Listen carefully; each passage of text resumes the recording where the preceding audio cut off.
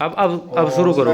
हाँ जी, आप बोलो। जीवन में जो हाँ जी, हाँ आप बोलो अब दोबारा से। अरे आजा आजा भाई, एक मिनट चलो। वीडियो बना रहा है, बनाइए। अंगूर दे दो।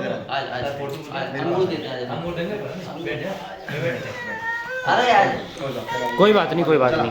बेटा इधर से हटना, आ जाओ रे, साइड पर हट जाओ, आ जाओ, बैठ जाओ भाई। इस साइड हो जाओ। तो संजय भाई, मैंने एक नाटक लिखा है जी। इसमें नाटक का नाम है कान्हा का राजा है।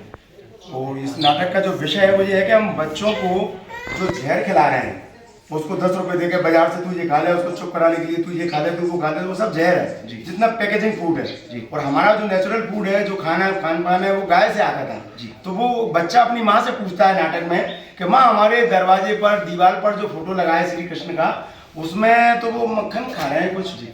आप कैसे मक्खन खा रहे हैं? तो मुझे तो आपने कभी खिलाया नहीं। तो माँ कहती है बेटा मक्खन होता नहीं है। तो बोले क्यों नहीं होता? क्योंकि मक्खन गाय से होता था। तो गाय कहाँ से अपने घर क्यों नहीं आ सकती? तो बोले बेटा अपने पास जगह नहीं है जी। तो लेकिन मैं तो मक्खन खाऊंगा। बच्चा जिद पकड़ लेता, मुझे मक्खन चाहिए। तो वो अपने पति से कहती है इसको मक्खन ले आओ बाजार से। तो मक्खन बाजार से वो ला के उसको देते हैं बच्चे को। अब बच्चा मक्खन खाता है तो वो थूक देता है, लेकिन मक्खन खाते थे, ऐसा मक्खन खाते थे कि हमारे भगवान। तो वो कहते हैं कि वो समझ में आता है कि वो मक्खन नहीं है जो भगवान खाते थे। तो फिर वो अपने घर में कहते हैं कि यार गाय पालना पड़ेगी।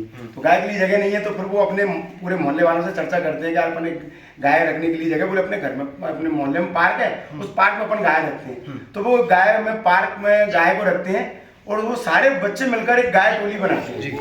वो गाय टोली गाय की रक्षा करती है। सुरक्षा कौन करेगा? बच्चे करेंगे। तो फिर वो वहां पर एक गाना होता है, मैं वो गाने की कुछ पंक्ति सुनाता हूँ आपको।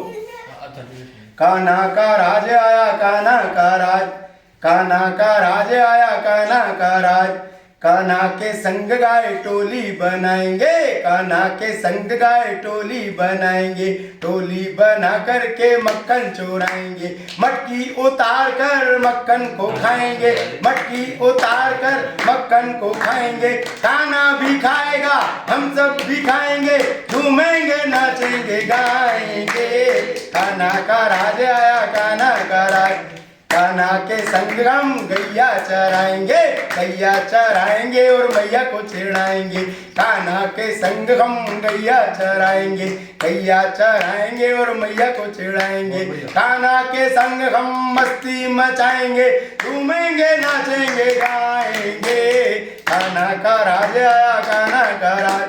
तो ऐसे जो नाटक आगे बढ़ता है और एक दिन क्या होता है कि बच्चे के माता पिताजी का ट्रांसफर हो जाता है शहर में। वो शहर चले जाते हैं। तो शहर में जाके मालूम पड़ा कि वहाँ तो ऊपर मल्टियों में रहना है, तो वहाँ तो वैसे ही गाय रखने की जगह नहीं। तो वो क्या करते हैं, पर भैया बच्चे का गाय, तो उन्होंने कहा वो पिज्जा है, बर्गर है, ये खाओ। एक दिन बच्चा बीमार पड़ गया। अच्छा, अब बीमार पड़ गया तो गांव में तो बच्चे को जो सेटअप जमा गया था कृष्ण भगवान वाला एक पार्क में छोटी सी जगह पर, वहां पर वो देखते हैं तो बच्चों को पता चलता है कि हमारा जो खाना था उसका नाम भी खाना ही है। तो वो हमारा खाना तो बीमार पड़ गया और डॉक्टर कहते हैं कि इसको कैंसर हो गया, अब ये नहीं बचेगा, क्योंकि वो जो है ना इस तरह की जो चीजें मिलावट वाली केमिकल वाली खाई तो कैंसर हो गया। तो अब क्या करें, डॉक्टर जो है ना वो वापस गांव आते हैं और गांव में आके उन्हीं बच्चों के साथ में, उन्हीं गाय गोवंश के साथ में रहते हैं और एक दिन उस बच्चे का कैंसर खत्म हो जाता है। क्या बात। उस गाय हम ये संदेश देना चाहते हैं कि गाय को यदि आप पालेंगे तो कैंसर जैसी महामारी को भी खत्म करने की ताकत गाय के अंदर है, बशर्ते कि आप गाय से जुड़े रहें। जबरदस्त, बहुत बढ़िया, धन्यवाद। आपकी इस कहानी से लोगों को प्रेरणा मिले, उसके लिए लोगों से हम कहना चाहेंगे कि इस कहानी से प्रेरणा ले, अपने बच्चों को बीमारियों से बचा कर रखे और गौ माता का घी, दूध, गोमूत्र का पान कराए।